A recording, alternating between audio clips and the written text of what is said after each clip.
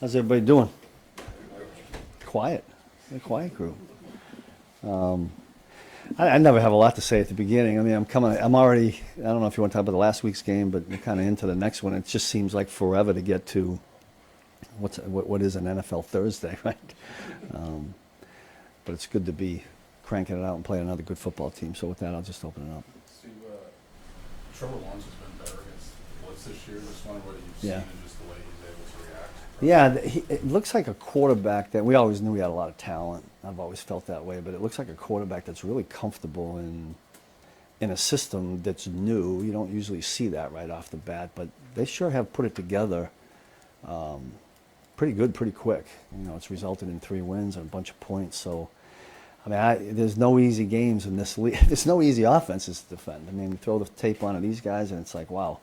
You know, they got receivers, and the running back, I think, is the guy that's kind of generating it right now. So, like all these games that we play where people are going to run the football, if we don't stop that first, then it becomes a long day. And their offensive line too. Yeah. It's protected and for the run blocking as well. What have you seen on that? Yeah, really good. You know, the young man that they brought over from Tampa, their center, a couple plays early when I was watching the film early in the week just kind of stuck out. And anytime you can have the center in the middle of it, you know, and he obviously knows Liam's system because he was with him, I think that's kind of been a little bit of the glue. And they've got enough talent there, and with a back that kind of can make you look good as an offensive blocker, it's kind of piecing together pretty good for him right now. No Williams snap percentage seems to be going up and up. I guess just what have you seen as far as early development with him? Yeah, he's done a really nice job for us. You know, early in the year, he kind of stuck out to me on special teams. He had some, I don't know if you guys remember, he had a couple of really good on kickoff team. He had some really good hits. And he's a physical guy. He was physical in training camp.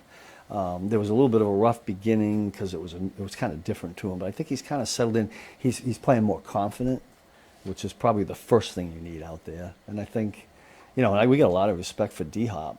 And he went out and was able to have a couple of decent plays on him, so I think that boosted his confidence. How does he help you maybe with Trent and being able to Yeah. sort of... Well, when we are able, I mean, that's a good point. I mean, when we do put Noel out there, we're able to put Trent inside, which we all know we like Trent in there, like Chamari in there as well. But when we can get 3 corners out there in the game, and that's kind of dictated by down and distance. I mean, you guys know that.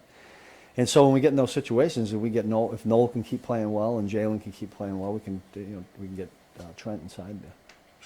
Brian Thomas finished really strong last year, but he's kind of off to a slow start. What do you see from him? A really good player. I think they're finding ways to get it. Last week, they certainly found ways to get it to him. I mean, he's a guy we got to be concerned with. He had a great year. Last year was his rookie year, right? Yeah, and he kind of jumped out there. We didn't play him, obviously, but you know, it seems like every team, you know, has one of those skilled wideouts that we have to worry about, and then you add the young kid there, number 12, that I think gets better and better every week. I think they got the makings of a really good offense, and it's kind of been proven by the number of points that they've been able to put up there. Steve, getting back to ETN, what about him is really helping that offense go? You know, I don't know if I can pinpoint. I remember when we played him. We played him twice that year in 2022, I think, right? And we played him here. And I remember it was a main focus in trying to take him away, which it will be again. But I think years of experience, and now, you know, I think he's got an offensive line he believes in. You know, they put together a really good system where they're doing things in the pass game, which is kind of moving the ball, and then mixing it up by putting, you know, and they do some things with some tempo. I just think they've done a really nice job. You know, usually when the schedule comes out early in the year, I'm always looking for an opener where you have a new head coach or a new quarterback because you think there's some, you know, but this crew has put it together really quick, and you know, we're into the 5th game of the season, and they look like they're kind of clicking right now. Couple more. You had to be pretty happy the way you handled Derrick Henry last week.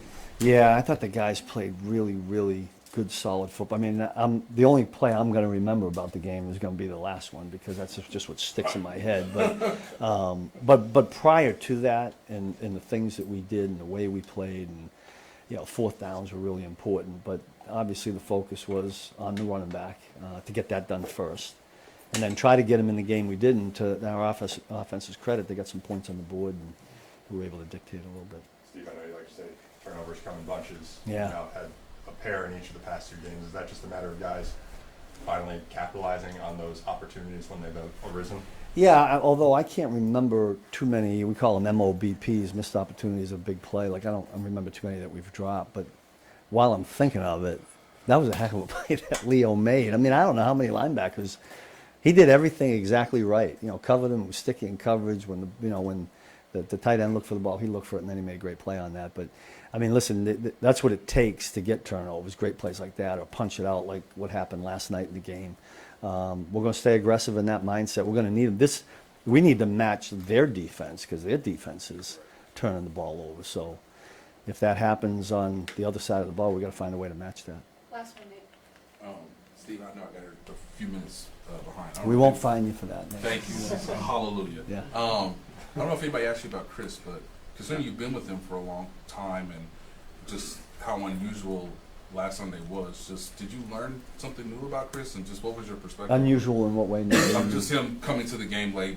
Oh, due to his, got you know, you. his Yeah. aunt's funeral. Yeah, I mean, listen, that was And still playing well. Yeah, that was a tough deal. I give Chris a lot of credit for having to gone through that. And when I saw him on whatever the NFL Tuesday was, I mean, I said, Chris, you look a little tired, and rightly so, right? I mean, I had to go see family, and I'm glad things worked out for him. I know it wasn't an easy day, but it was good to see all the guys rally behind him. We walked in the locker room, and of course everybody was around him, so it was a good thing.